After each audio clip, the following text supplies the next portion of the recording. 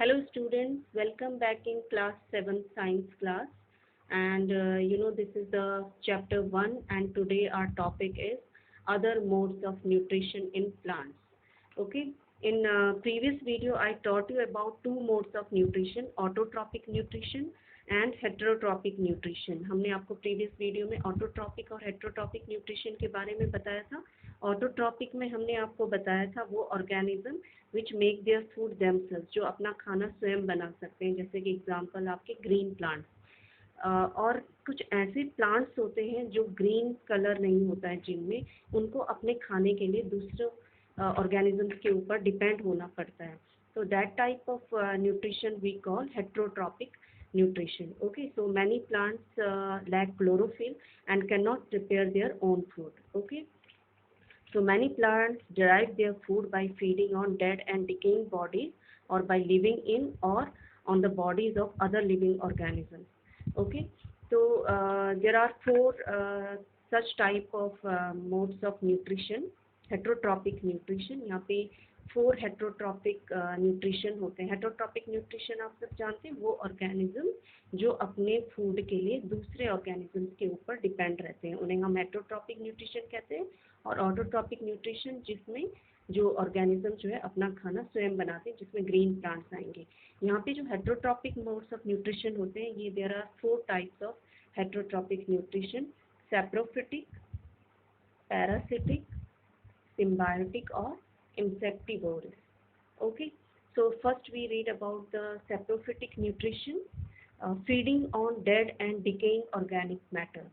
Okay, तो saprophytic nutrition जो है वो उसमें वो ऑर्गेनिज्म आएंगे जो अपने खाने के लिए, अपनी फीडिंग के लिए डेड और डिकेइंग ऑर्गेनिक मैटर के ऊपर डिपेंड होते हैं। इसमें आपके एग्जांपल आएंगे जैसे फंजाई, मशरूम, यीस्ट और बहुत सारे मैनी बैक्टीरिया भी इसमें आते हैं।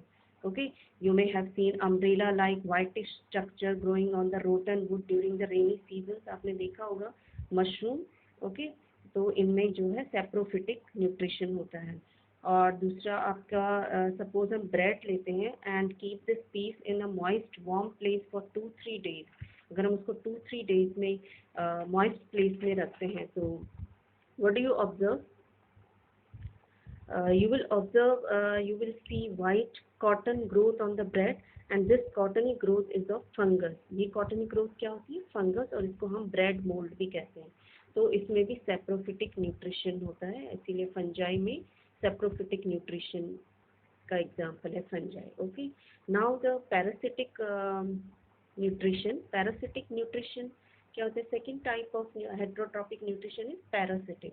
Okay, living on other organism and derive food from that organism. इसमें क्या होता है, जो ऑर्गेनिजम्स होते हैं वो अपने फूड के लिए दूसरे ऑर्गेनिजम्स के ऊपर डिपेंड होते हैं और दूसरे ऑर्गेनिज्म से अपना फूड लेते हैं। Okay, the organism derived food is called a parasite, and the other organism from which the food is derived by the parasite is called the host. यहाँ पे देखिए, यहाँ पे ये जो पैरासिटिक न्यूट्रिशन होता है, इसमें 2 टाइप्स के ऑर्गेनिज्म होते हैं। ओके, जो ऑर्गेनिज्म होता है वो it live on another organism and derive food from the that organism. यहाँ पे देखिए, suppose here is the example of parasite. Okay, अमर बेल का एग्जाम्पल है। यहाँ पे आपको ये जो पेड़ दिख रहा है, इसके ऊपर एक बेल है। ओके, एंड दिस बेल वी कॉल अमर बेल, हम इसको अमर बेल भी कह सकते हैं। ठीक है, तो यहाँ पे आपको ये बेल दिख रही है। ठीक है, ये जो बेल है, ठीक है, ये किसके ऊपर लगी है? एक प्लांट के ऊपर। ये जो प्लांट है इसको हम कहेंगे होस्ट, और ये जो बेल आपको दिखाई दे रही है इसको हम पैरासाइट कहेंगे। ठीक है, क्योंकि ये अपने खाने के लिए दूसरे ऑर्गेनिज्म यानी कि होस्ट के ऊपर डिपेंड है। Okay, so the parasitic living on another organism and derive food from that organism. Okay, so The other organism from which the food is derived by the parasite is called the host. जिससे food लेते हैं, जिससे एक organism food लेता है उसको host कहेंगे. Okay. And the organism derived food is called a parasite. और जो ऑर्गेनिज्म फूड डेराइव करता है उसको हम कहेंगे पैरासाइट. ओके. इसमें एग्जांपल आपका देवदार, ओके, एंड अमरबेल जिसको हम कसपूटा भी कहते हैं. Okay. Now next is symbiotic nutrition. Symbiotic nutrition क्या होता है? इसमें two different organisms live together and both benefit from each other. इसमें दो ऑर्गेनिजम्स एक साथ रहते हैं और दोनों एक दूसरे को बेनिफिट पहुंचाते हैं. ओके. इसमें एग्जांपल आप ले सकते हैं लाइकन का, जिसमें एल्गल और फंगल दो ऑर्गेनिजम्स हैं और दोनों एक दूसरे को जो है बेनिफिट पहुंचाते हैं. ठीक है. कैसे? In a lichen algal and fungal partners live together and both are mutually beneficial. Okay, algal component of the lichen is autotrophic. यहाँ पे जो algal होगा वो autotrophic होगा, यानी green color का होगा. Okay, and produce food materials to the fungal component in the lichen. इसमें जो algal है वो fungal को क्या पहुंचाएगा? food material. Okay, और उसके रिटर्न में जो fungus है, जो heterotrophic nutrition है जिसमें वो heterotrophs है, वो provide shelter. वो एल्गल को क्या प्रोवाइड करेगा? Shelter, water and minerals to the algal. Okay. तो इस तरह से दोनों के बीच में म्यूचुअल बेनिफिशियल हुआ, म्यूचुअली बेनिफिट किया दोनों को एक दूसरे को.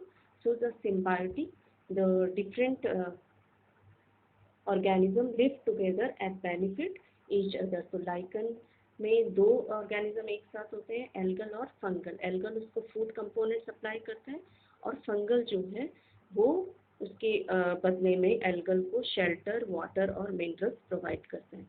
Okay. This is about the symbiotic nutrition. और लास्ट जो हमारा न्यूट्रिशन है वो है insectivorous. Last type of heterotrophic nutrition is insectivorous plants. आपने पढ़ा होगा इंसेक्टिवोरस प्लांट्स में जो फीड करते हैं स्मॉल इंसेक्ट्स.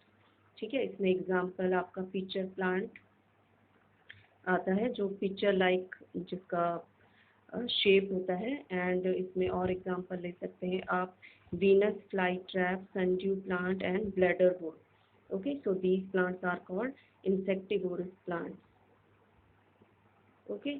एंड ये जो आपको ये एग्जांपल दिख रहा है यहाँ पे पिक्चर प्लांट का, यहाँ पे देखिए, this is the leaf tip modified into the lead. ये एक लीड का काम करती है और यहाँ पे ये जो स्ट्रक्चर है ये पिक्चर की तरह काम करता है. Okay. Leaf lamina modified into the picture. तो यहाँ पे क्या होता है, जैसे इंसेक्ट इस यहाँ पे आता है ये लीड जो है ऊपर से बंद हो जाती है. Okay. So the leaf lamina is modified to form a pitcher-like structure and the leaf tip is modified into a lid. So when an insect happens to enter a pitcher, the lid is closed upon it and the insect thus gets trapped in the pitcher. Okay. And the insect thus gets trapped in the pitcher where it is then digested by the digestive juices secreted in the pitcher. तो ये जो plants हैं, वैसे तो insectivorous plants जो हैं वो green colour के भी होते हैं, लेकिन ये इंसेक्ट्स के ऊपर क्यों फीड करते हैं? क्योंकि अपनी नाइट्रोजन रिक्वायरमेंट को पूरा करने के लिए. Okay. The nitrogen requirement of these plant is provided by the insects which these plants capture. Okay. This all about the heterotrophic nutrition.